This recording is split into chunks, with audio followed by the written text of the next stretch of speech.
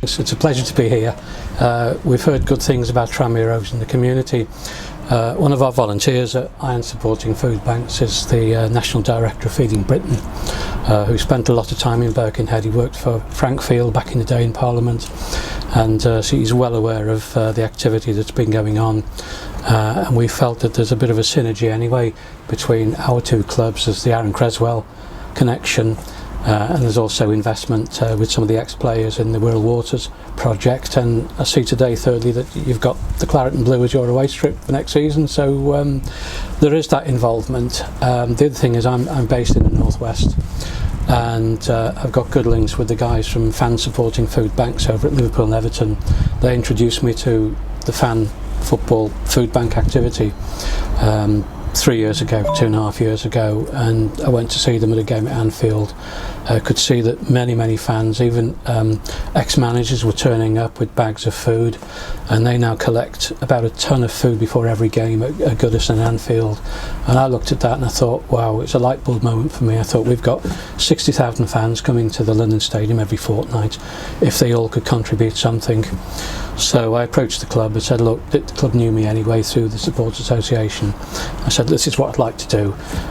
With it being the Olympic Stadium, you had to jump through many hoops to get through. It's run by different parts, even on a match day, it's another group. Anyway, we got the green light to start in December 2019.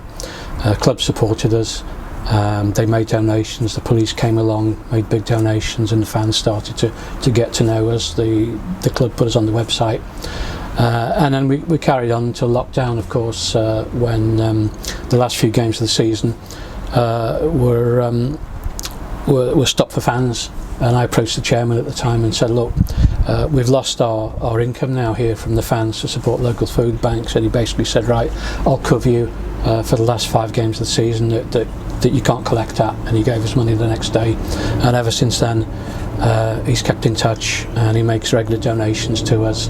And our connection in the northwest here is that there's quite a strong group of northern hammers, northwest hammers here, and we've also established over time, particularly over COVID, where we couldn't get hold of food, we realised that we were able to distribute clothing to the homeless, and also focus on the kids at different times of the year as well, and this has grown over the last couple of years. In the northwest we've developed a network of clothing supplier in Winsford. There's Umbro in Manchester who now support us. There are foodstuffs which become available to us at short notice, which in some cases, or in most cases, will go down to East London, but there are times when we can look to the northwest and at Tranmere, for example, and say, look, we've got this available for you in the community, we can bring it down today if you can move it on. So these are the sort of links that we're trying to do, and as I mentioned earlier, we're part of Fan Supporting Food Banks, a national network. Started in Liverpool, between Everton and Liverpool 6 years ago. Newcastle United are very strong, Manchester City are very strong. In London there's only us as a major club. Millwall have started something as well. They work closely with the football club, and it goes on, and every few weeks or so we come across a new contact, particularly in the northwest, that will approach us and say, we've got this, can you do something with it? And it either goes to London, or now we can help you here at Tranmere in the community.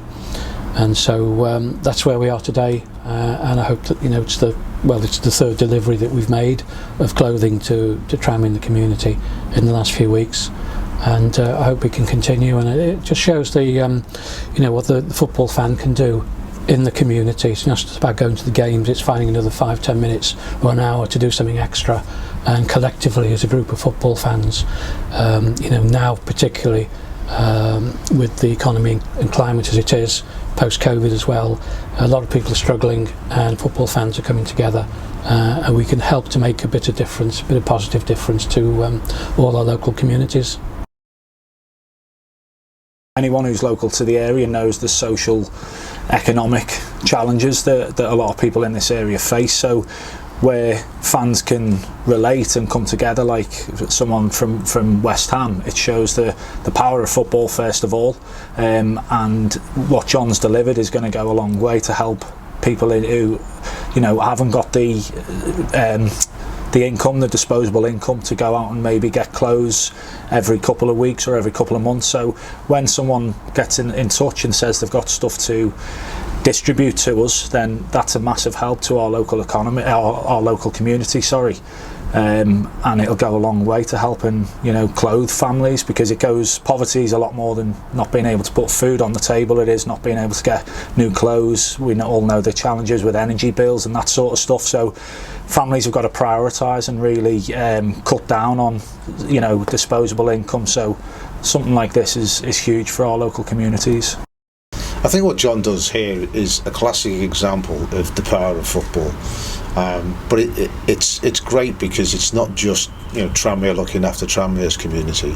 This is much broader than that. This is, you know, a guy who's a West Ham fan, who's had the support of West Ham Football Club to get this initiative going, and he's broadened out an initiative that was started on Merseyside in terms of the food banks that football fans have pulled together. So you've seen it go down to London and then come back up here in this way, and that's how football is. And it's, you know, football, West Ham fans helping our Tranmere community here, massively powerful. And that's why, you know, when you're starting to look at the big six and how they want to structure the game, they miss the point that there is in this country something which is unique, which is the pyramid, which is a combination of clubs that are absolutely rooted in their community since the 19th century.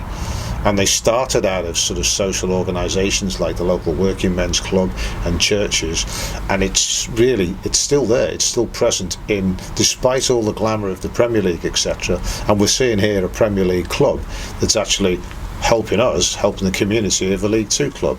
And so that, for me, if nothing else, is a fantastic sort of articulation of the power of football. And, you know, for us, we're grateful for John for the effort that he personally puts in. And that reflects, I think, on a lot of people at a lot of clubs around the country. And I think if the government don't support, you know, the Tracy Crouch review in terms of protecting the pyramid, then I think they miss a massive point, and they will gravitate to looking at high wages in the Premier League. But this is the reality. When we came here, we wanted to use the club as a more effective local delivery vehicle, and that's exactly what we are. That's why we have a good relationship with our council, because they know we can deliver things that more orthodox organisations can't deliver.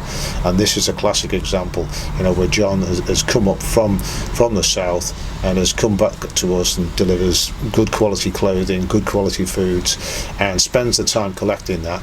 And we can then distribute that out through our channels because of our connections in the community, knowing who needs and who doesn't.